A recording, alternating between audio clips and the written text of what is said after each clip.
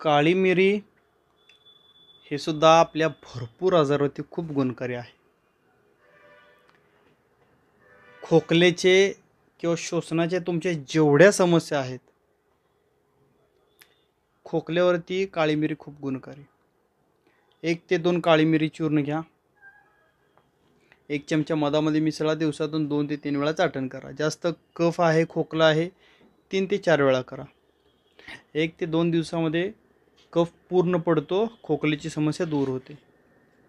दमा आहे, अस्थमा आहे, श्वसनाच्या समस्या आहेत, अशा वेळेस सकाळी संध्याकाळी नियमित मध आणि काळी मिरी घ्यायची. ज्यांना दमा अस्थमा आहे, ब्रॉन्कायटिस आहे, अशा लोकांनी काळी मिरी नियमित सकाळ संध्याकाळी घ्यायची. रात्री 7 नंतर काहीही खायचं नाही. हे सर्वात महत्त्वाचं आणि पहिलं औषध. ज्या लोकांना शीतपित्त आहे किंवा अंगावरती गांधी उठतात, अशा लोकांमध्ये सुद्धा काळी मिरी खूप गुणकारी आहे. 3 ते 4 काळी मिरी चूर्णाची पावडर घ्या. 1 चमचा तुपामध्ये मिसळा आणि जिथं गांधी उठले त्याच्यावरती लावा किंवा संपूर्ण अंगाला जर लावलं तरी चालेल.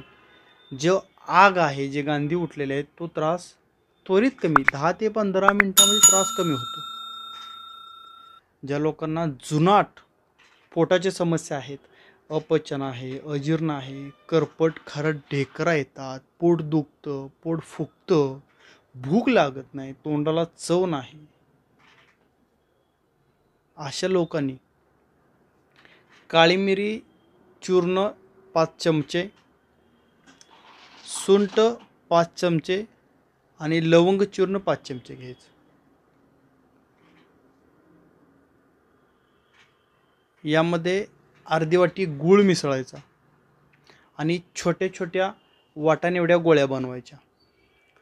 सकाळी जेवण करायच्या आधी 2 गोळ्या 1 कप कोमट पाण्यासोबत, संध्याकाळी जेवण करायच्या आधी 2 गोळ्या 1 कप कोमट पाण्यासोबत नियमित 10 ते 15 दिवस घ्या. पोटाच्या जेवढ्या जुनाट समस्या आहेत त्या पूर्णपणे ठीक होतात. फरक आराम पहिल्या दिवशीपासून जाणवतो तुम्हाला त्याचा.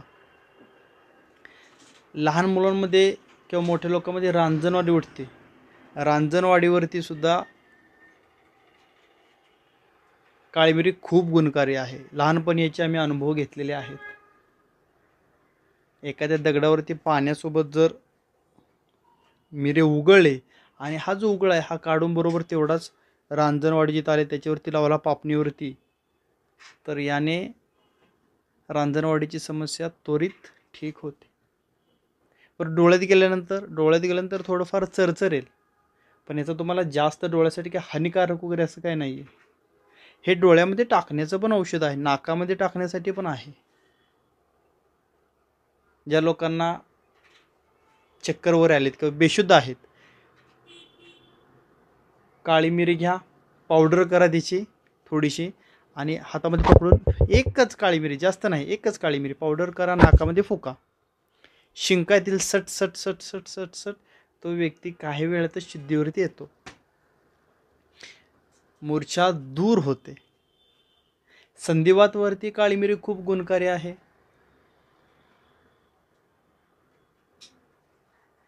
10 ते 15 ग्रॅम काळी मिरी चूर्ण घ्या. चूर्ण बनवायचं. जवळपास पाव लिटर तेलामध्ये टाकायचं आणि मंद आचेवर हलवायचं. ज्यावेळेस त्याचा थोडासा स्मेल येईल किंवा तेल चांगलं गरम होईल, जास्त त्याला टेम्परेचर द्यायचं नाही, एकदम मंद आचेवरती हलवायचं. तेल आणि काळी मिरी चांगली व्यवस्थित मिक्स होऊन जाईल. थोडासा स्मेल सुरू झाला त्यावेळेस तुम्ही काढून ठेवा, गाळा. आणि हे तेल ज्यावेळेस तुम्हाला संधिवातची समस्या आहे, गुडघे दुखत असतील, पाठ दुखत असेल, कंबर दुखत असेल, मनगड दुखत, त्याच्यावरती जर लावले तुम्ही, हलक्यातून चोळलं तर याचा खूप छान फायदा तुम्हाला होतो. पेन त्वरित बंद होतात. ज्या लोकांना हृदयाची समस्या आहे, हार्ट अटॅक येऊन गेलेला आहे, छातीमध्ये धडधड होते, छातीमध्ये पेन होते, अस्वस्थ वाटते, घाबरल्यासारखं वाटतं, अशा लोकांनी नियमित सकाळी उठल्यानंतर आंघोळीवरी तुमची झाल्यानंतर 1 काळी मिरी,